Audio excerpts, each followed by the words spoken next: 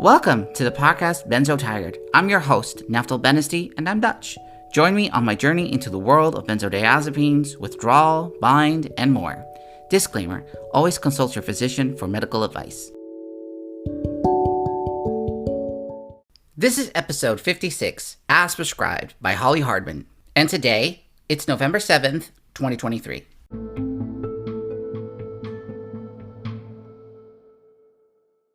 In this episode, Holly Hardman, director-producer of the documentary As Prescribed. Her personal episode is featured on Benzotired episode 43. Holly speaks openly about making the film and using it for benzodiazepine harm awareness and change. After growing concerned about taking Klonopin long-term, she discovered that her mystery symptoms were all due to the adverse effects of Klonopin and began a 22-month taper. The benzodiazepine community was in great part responsible for helping the film to reach completion, with general donations, cooperation, moral support, and open-hearted participation. The film will be available on streamers in spring 2024. Find more information in the show notes and on asprescribedfilm.com. Holly, welcome back to Benzotired. Thank you so much for being on. Thank you so much for inviting me to return. Always love to have you on. So, As Prescribed really moved me, and I think many others, and it's so good that it's there. My first question would be, when did you decide that you needed to make a documentary? Well, it was sort of a no-brainer, actually, because I was finishing up another documentary when I realized that I was being thoroughly damaged by clonazepam. And of course, at the time, I thought I will taper off this and in a few months and I'll be fine. And there was we were going to premiere that was in May, June, and we had a pretty good sense of being invited to this film festival in the Netherlands, as a matter of fact, IDFA. And so I thought, it was just, once I realized, wait a minute, this Klonopin taper thing is so much more complicated, and I found benzo buddies, and I said, wait a minute, my story is nothing, and it was still horrible, in comparison to so many other people, especially people who are polydrugged, because doctors don't understand. So, I was already a documentary filmmaker, and I don't know that I gave it a second thought, but once I thought, okay, if I have the opportunity to make another film, I think it has to be about benzodiazepines and the injury they cause. But I was so ill at the time. It's not as though I could step forward and do much. I had 2 years to taper, almost 2 years. And I still had to manage this other documentary somehow. At a certain point, I started pretty soon into my own taper. I started researching and, always playing with the idea, like if I am able to make a documentary, do I want to tell a story? Do I just want to give information?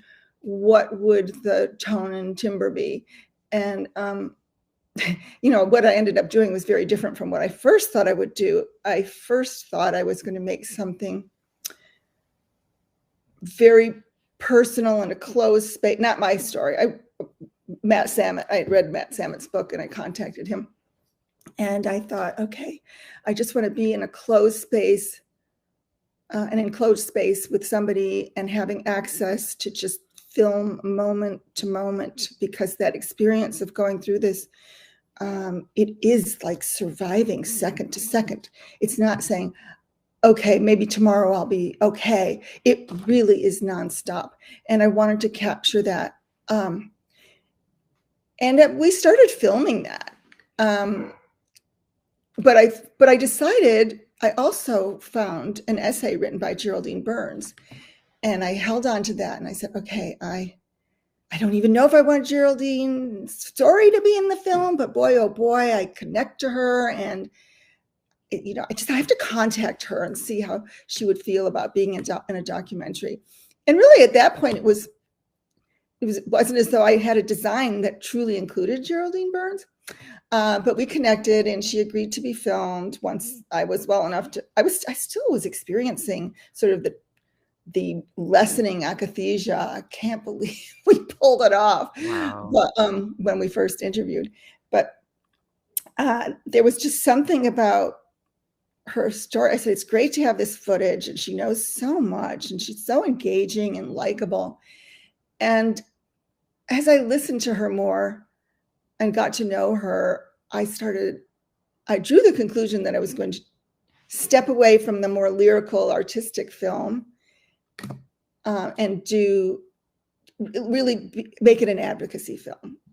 Right. And, that changes the direction and the opportunities, because it makes it less of, say, like a festival film, which is part of the reason we're really focusing on trying to use the film to educate. Right. So what year did you start this idea? Can you remember? 2012. And we started filming in 2014. And, we continued. We filmed through I think it was the last filming was 2021.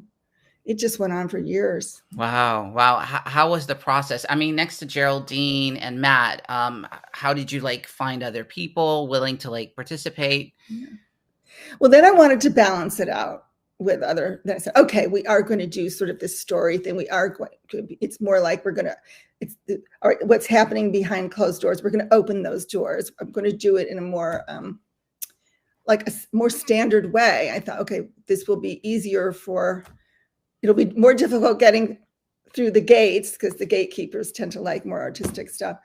But once we can break through, this will mean more to the audience we're trying to reach, because we need to satisfy the people who know what this is and create something that they feel can demonstrate to their communities, the healthcare practitioners in their towns, legislators, et cetera, that this is a very real problem and it's widespread, and we shouldn't just dance around the issue. Let's be direct in the film about what this is. Right. And over the years that you started filming, I'm presuming here that you had a lot of material and a lot of people. How is the process of then making decisions into what comes in the film and what doesn't? I have to apologize. I didn't answer your last question. I needed to tell you where I was going to tell. Right. You wanted Sorry. to know where I was finding other people. Right. Yes, Right. Sorry. Well, let's see. I started filming. Oh, yes. I was filming. We have all this good footage. We have some amazing footage that we didn't use, and storylines. Like I was filming Jocelyn Peterson in Utah, and kind of not really through her, but sort of parallel to Jocelyn's story, which is really affecting. I mean, it's just she was the last person who was going to be in the film where we just said, we can't have it be 100 minutes. We had to cut it down. But anyway, her story is quite moving and great too, in that she also made a pretty wonderful recovery. But also in the Salt Lake City was Amy Peterson, who did reach out to me. They were kind of in the same world. We tried to get this in the film, but it just seemed like we were jamming it in. It didn't seem organic. But Jocelyn's husband actually, at a certain point, helped Amy Peterson find a new home. And we see the townhouse in the film. So it's just all these little nuggets that it's maybe the hardest part about making a film. You become really attached to the people and the stories, and knowing, the power that so much of the footage has, and then just the brutal cutting process. Yeah. So with Amy, who approached me about what her husband was going through, and when she first approached me, she was really feeling enthusiastic about her husband's, Scotty in the film, about his that he would heal, that she was learning so much about this, and he had the care he needed, and he really did, and that he would be able to taper off. But, we find, especially with the polypharmacy, that it's so much more difficult. And he was really trapped. And we didn't know that when we started filming him. We thought he was going to be a success story. Right. So it was just heartbreaking to see. I learned, because my personal story had been fairly simple. It was pretty much just the clonazepam, taper off that. Already had a good diet. It was just doing things all along that made my taper a little more civilized. And I had support. And so Scotty had fabulous support, but not from a doctor. Right. Not from the prescriber. And as you see in the film, his prescriber could look right at him and just go, here's your medication. How many, like right. 4 or 6 medications. And so that was a powerful story that we thought was going to be quite different. And then I wanted more diversity, and sort of looking around, and then the Sam story just sort of fell in my lap one evening, where I just saw this Facebook Live and saw what had happened to Sam in the emergency room. And his father was not difficult to reach. So we connected, we hit it off right away, because he was just realizing, like, wait a minute, we've been treating my son as though he has all these mental issues, when in fact that, he had normal anxiety, but he dealt with trauma. But his real issues, all these other horrible symptoms he was experiencing, were from the prescribed medication, from the Klonopin. Right. So that's, that with their cooperation, that worked out really well too. And as I say, then we had filmed other people, and we just had to scale back in order to stay under 95 minutes. So right. And how, I'm just trying to imagine, I'm not a filmmaker, but I think it would be incredibly difficult for me personally, having just gone through it, like in your case, and then seeing it happen again. How was that for you? Well, that's not how I experienced it. I had been a filmmaker before, so I brought in my ability to, objectivity isn't necessarily the best thing all the time, but I was always able to separate myself. Okay. And I think a lot of filmmakers have that, documentary filmmakers, where you just have to have that. And there were times where I would allow myself to feel, which I think is also an advantage. But so often what I was doing, I was sort of imagining myself in the cutting room, working with the editor, saying, okay, we shot that. There's this moment here that we shot that day. So I'm sort of in at least two places where we're filming, and just want to get a sense of, are we creating a comfortable enough space for this person? That was also a big deal with us. The crew, I have to let you know that most of the people, if they weren't like this, we didn't continue with them. But all the key players, the DP and sound people that we continued to work with, they were so sensitive to what people were going through, and they really cared. That was another thing. As a group, we really cared about the people we were filming. So in that way, it was very emotional, because we would walk away sometimes just barely able to breathe. We were feeling so sort of crestfallen. And then something would happen where we'd go, but there's still hope. There's still hope. And then there was just the camaraderie among the crew, where we'd like to go and have really good meals together. That's one of the things as a filmmaker I've always prided myself in doing. It's like, you use part of the budget to make sure everybody sits at a table, especially if it's an evening meal, and not just a rushed lunch kind of thing, but the evening meal. When we're done for the day, we go to great restaurants, try to find places that serve organic food, local, that, farm to table type restaurants. And so the nicest people tend to run those restaurants. And just really like a sense of almost family. and where everybody can vent about how difficult some of the filming is. And you try to make it for the people who really care, who are really with you on the project. You want this to be a great experience for them too, a rewarding experience. Right, right.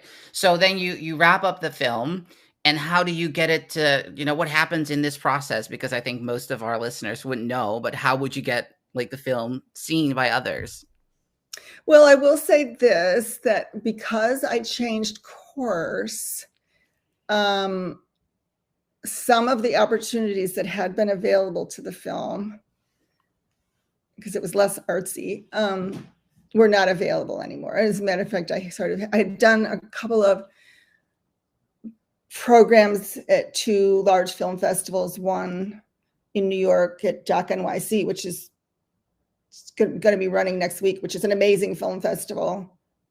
We did, they had at the time called an Only in New York program for films that were in production to introduce them to the industry. Right. And then we did in Toronto at Hot Docs. They had a distribution rendezvous program where we met with, gatekeepers and sales agents, et cetera, et cetera. And I don't know. I mean, I'm not kicking. I changed course. And I think if I'd continued to go down that avenue of making sort of like a festival friendly, grant friendly kind of film, because I had a particular film in mind and that I'd seen in IDFA about 10 years ago. And I knew it was that was when I was realizing what was happening to me. It's a brilliant film, except that I knew the filmmaker it was about suicide.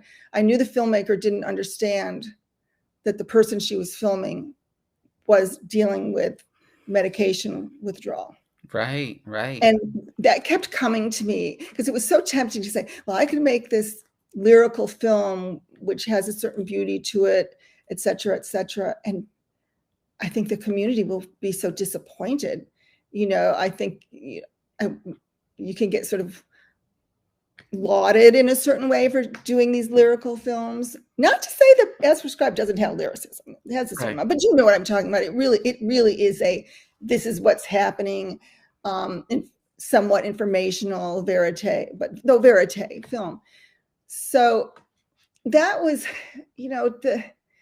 so those were really important programs, and they sort of let the industry know that you're expected when your film is finished to be there. Well, we did get one of those film festivals. We got Sheffield, and that was pretty huge. But I couldn't pretend that the film was something that it wasn't. And we were meeting with sales agents and distributors, and we had some very good open doors to us. But the response was, this film is so dark. And at that point, we were dealing with the pandemic still. And it's like, people can't handle this now. Okay. So we were getting a lot of good feedback on the film, but there was a big but. And it's a decision I made, and I knew it was a risk because it's straight out about what it is. And I made the decision with open eyes to make sure that we built this sort of evidentiary case in the film to lay out point by point what's going on, and we tried to make it subtle, and I think we were successful with that. I'm very proud of the film. I think it's a great film, definitely. So about the film, one of the many things that you show, at Geraldine in her state with this whole, bill, getting the bills passed. How was that for you? Because I mean, everything touched me that I saw, but that was kind of like a different thing, and like in terms of like law. And I was basically, and I said this to Geraldine on the show. I was like, I'm just so shocked how these doctors responded. What was your vibe filming that? Well, I knew when we filmed them, when they were there and they said the foul things that they did, that we had film gold. They knew it too, because I heard from attorneys. I heard from their attorneys twice. Wow. Don't you dare show this footage. You know, we do not give you. Oh yeah, yeah. Oh, wow. And Okay. so, of course, you know, I looked at the legals and what would I have been? Was I at risk? And I said this was a public hearing. I don't, you know, and so we definitely satisfied everything we needed to in order to put it in the film. So we're okay with that. We conceded like one point. Like that's why when you see them in the second hearing, we used somebody else's recording because we were told not to record. And I said, okay, we were told not to. We'll just take this audience member recording and use that to make the point because I wanted to. You know, they came back and said the same thing. It's just extraordinary. It's extraordinary, and it's just so black and white. You know why this continues to happen. Like, and these same people. Somebody was actually defending one of those doctors, saying, "Oh, you should." To the legislators in the last hearing, saying, "You should use his method. He knows what he's doing." I was like, are we applauding now this fellow who came twice? And then it's more than that. There's more behind the scenes about how impossible some of these leading doctors are, especially in psychiatry. Yeah, I was appalled. Honestly, I was appalled. But I think, you know, that is a strong feature of the film because you're like bearing witness to this, how this is going. So I thought that was very, very powerful. Thank you for that. We can thank, actually. Okay, bring on the list. We were filming Allison Page. Have you ever? She was a member of when the community was smaller, and she was this another story we sort of pseudo followed, and she'd had a terrible experience, and she's very smart, and she was involved, and she actually created this book about, you know, sort of about being harmed by psychiatry. She is a lovely person, very politically engaged now. Well, I haven't been in touch with her for a while, but anyway, she was great, and she was an advocate for change. Well, she had reached out to one of those doctors that day, Kuppenwerfer, I think his name is. I don't have his name right, but it's something like that. He knew that benzodiazepines create this withdrawal syndrome. He knew that because she was in touch with him. And yet and so she said, you know, there's going to be this hearing at the State House, and she wanted him to be there, thinking he's going to be like on the awareness advocates side. Instead, he shows up with this contingent from the Massachusetts Psychiatric Society. They weren't even aware before. And so she thought she was doing something good, but yeah. Gosh. So but honestly, I think even if they hadn't been there, I just don't think there was enough momentum at the time for much to have happened with the benzo bill, the first go around, the second go around. I think we're closer now. And I'm really excited. We're going to be showing as prescribed to the legislators next week. Oh, cool. Awesome. Yep. Cool. Yep. Cool. So where did you show the film when you wrapped it up? All the places you were able to show it? Well, as I was saying, the film is in this, we're doing one more film festival in Australia, and then we're done. I don't think, we just want to we have our educational distributor, so they're just launching the film now, the video project. We want to do, I see the film now as being a tool to educate, and we did get, and we were invited to Sheffield Documentary Film Festival. I was not prepared. We also premiered at my local film festival. Like, I just felt as though it was the right thing to do. It's a good film festival too, but I wasn't prepared. I had been in remission with Graves, and so many things went wrong in the the 6 weeks leading up to completing the film, so much went wrong. So much went wrong. So I was very ill. I was full on graves again. And we ended up having to take a budget that would have been used for promotion and pay for something that went wrong with the finishing of the film. Okay. The handoff from the editor to the finisher, just there was some sort of miscommunication. I'll never quite understand, but I just had to take a big hit. Right. And so it was really great showing the film at the Berkshire International Film Festival, because Geraldine and her family were able to come. I mean, we were able to bring this community of people who knew what this was together. Some of them, the ones in the New England, Massachusetts area. And I think it meant a lot to people to gather in that space. You know, it was, people had to have a negative test in order to get into the theater. I think maybe one or two were able to get in without it. But, you know, it was at a time where we were all just daring if we could take our masks off. And right. We remember the COVID pandemic. In an enclosed space in a sort of a small public arena, and took my mask off. But it was exciting, and it was a really great crowd. Our Q&A was not, the Q&A itself was amazing, but the person who was trying to moderate, she had no idea. She was just not understanding what it was. And so that threw a little bit of humor into this very, you know, serious occasion.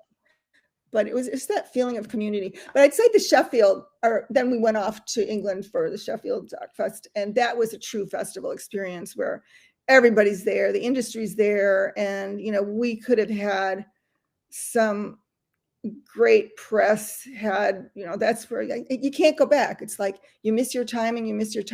The word of mouth was excellent. We had full houses and that sort of thing. And then I think our first festival after that in the United States was the Boston Globe Docs Film Festival. So at least we ended up getting into this big American film festival. Again, that was still, with things being, so many of them being virtual, like what that was. I missed having that wonderful festival experience where you're safe in an enclosed space and just feeling free, because it's so difficult for our community to even venture out of their homes so often. Right. So that the festival experience has been, you know, very much affected by COVID. But when we have been able to connect, it's just meant so much. We just did a festival in Los Angeles, and, you know, there were a few, you know, we had somebody who was in the band, the Screamers, who's been going through this. She's now on the healing side now. Maggie Ehrig, she came. That meant the world. Nashira, whose husband is having a terrible experience with this now. She's a wonderful psychotherapist. She was there with her family, and I think another interested community member. And then I was really excited. One of our cinematographers was able to come. So, you know, these are, every single person who comes, you know, has gone out of their way, because it's not so easy to do these in-persons, to be in these it's not like everybody's first idea of what they want to do on a weekend is going to a movie theater anymore. So it was just so cool that we did have this great crowd, and it wasn't a lot of people, but it was, like, you'd say, quality. And I participated on a panel that I loved doing, and met other filmmakers I'm staying in touch with. And, you know, one had a film about mindfulness, which is like, oh, great, because when we're healing from benzodiazepines, these are the sorts of things that help us get to other levels of healing. Right. And I have to thank you personally, because once I started to discover what was going on with me, and mind you, this is February 2022, not that long ago, I was really disabled and cognitively declined. I was really ill. And I can't remember in you know what came first, but I think I saw the trailer, the original trailer for As Prescribed, kind of early on in my kind of what is happening to me and what is this new world that I'm discovering. And like, I saw that trade. I was like, gosh, that's me, so it gave me validation even before it came out. So thank you for that.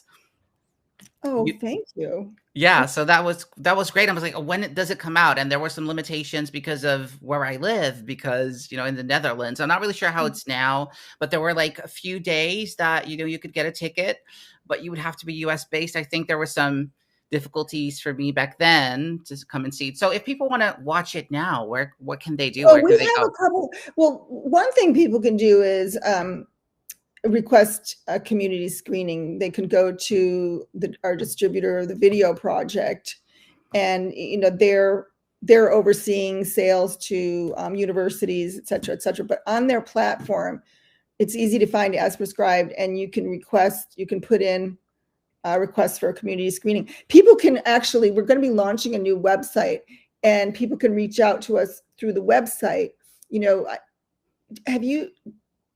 Did I tell you before about the impact company we're working with, the producers, the impact producers? They're like amazing. You can Google gsdgroup.com. Okay. Out of Los Angeles.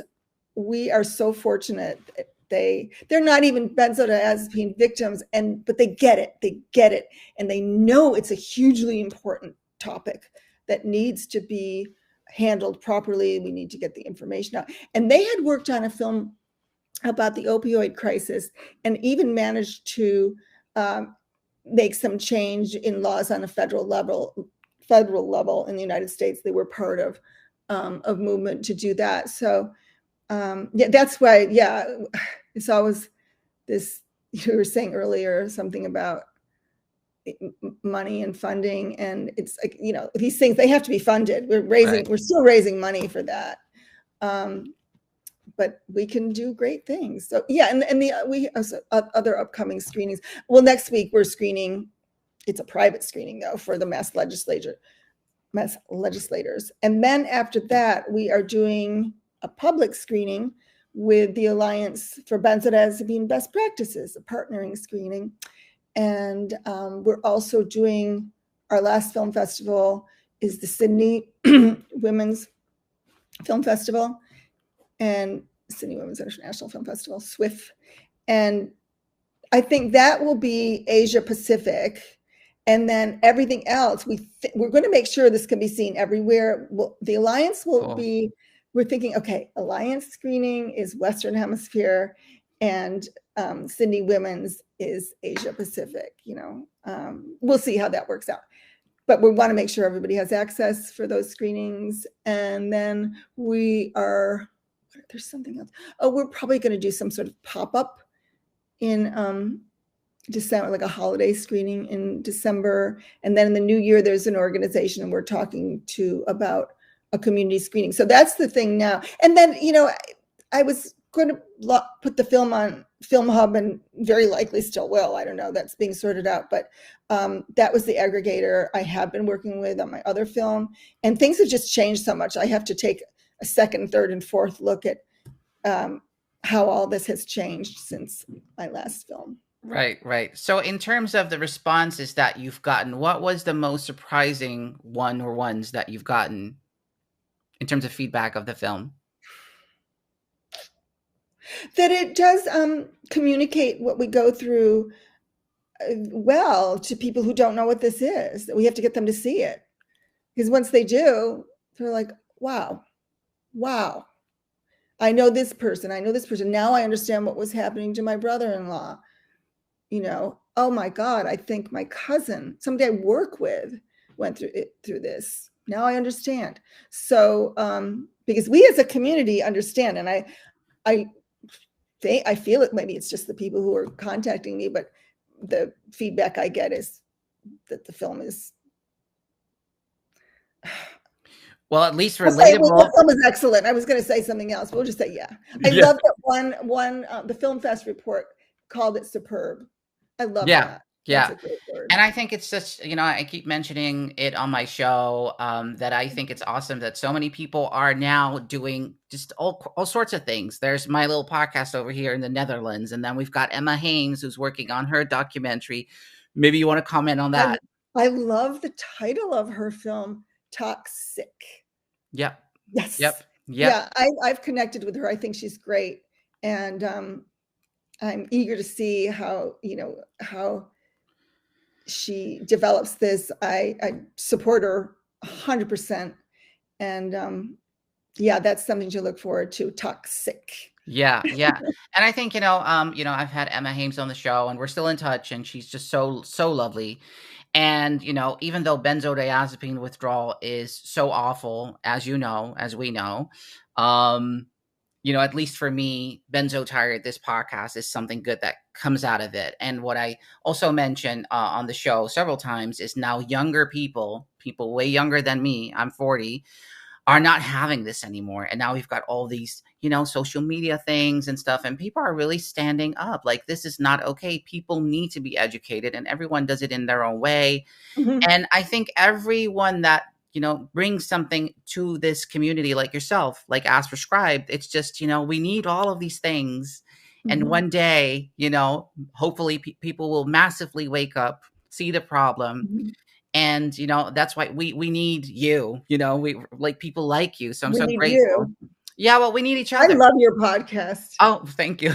Thank you. I'm I'm so trying. glad I know for a while you were like, I don't know if I'm going to do this anymore. And thank God you're still doing it. You Yeah, found yeah, another way that you can yes, keep it yes. I afloat. had Yeah. to take I had to take a hiatus, which was good. I mentioned it, like, it was good to reflect on things. And but I'm intending to keep on going, and, like, bless Geraldine Burns for her lovely podcast. I love her Yeah. podcast. I love Yes, Dean so do Foster's I. podcast. I'm like all into podcasts and films, and my website is up, and your trailer of As Prescribed is there, and, like, all the other things that I found, Thank like you. A to V Out of Van. I'm not sure if you've seen that one. Oh, years ago. Yes. Yes, yes, Oh, it's on and the it's again, website. you see that and you're like, why wasn't this responded to? And you know that the people were like people like, especially Barry Haslam, for example, who was writing to legislators every day. Yep. And Yep.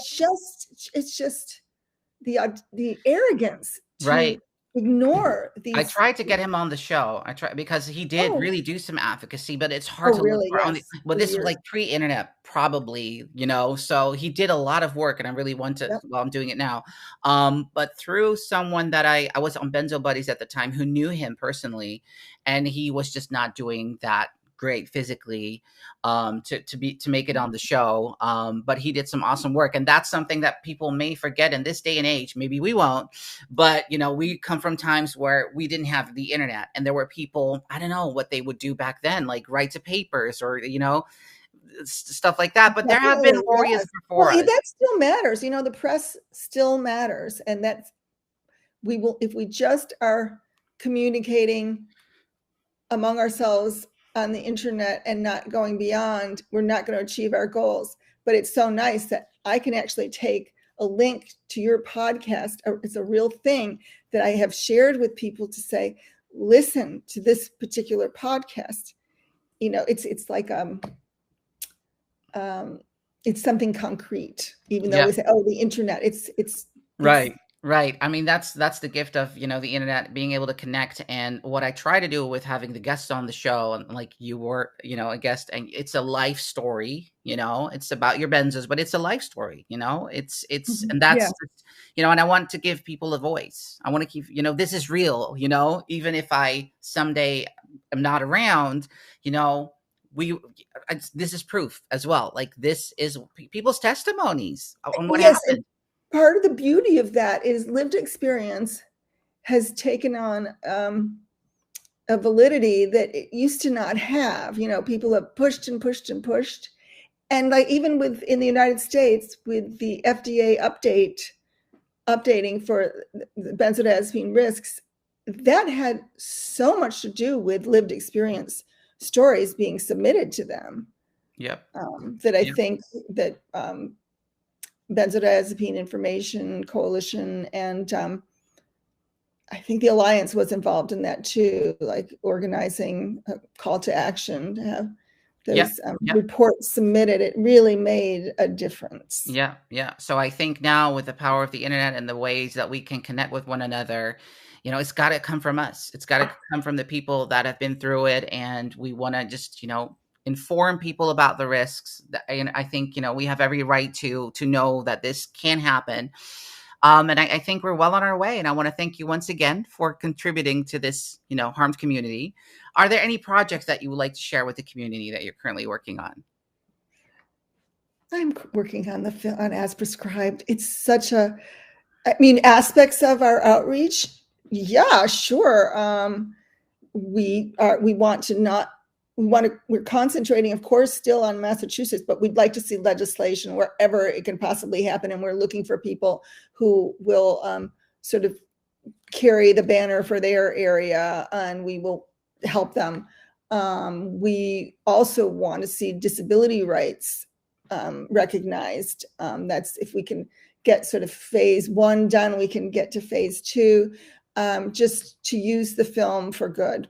Right. Well, hopefully when Bind gets really through all of these, phases that it needs to go through to become a real thing, hopefully that will help disability cases, at least some acknowledgement of that we've been harmed, Yes. Yeah. Haven't we ever? Thank God that most of us make it through. Yeah. Thank you so much. Thank you for your time, Holly, and we'll be in touch. Thank you, Naftal. Thank you so much.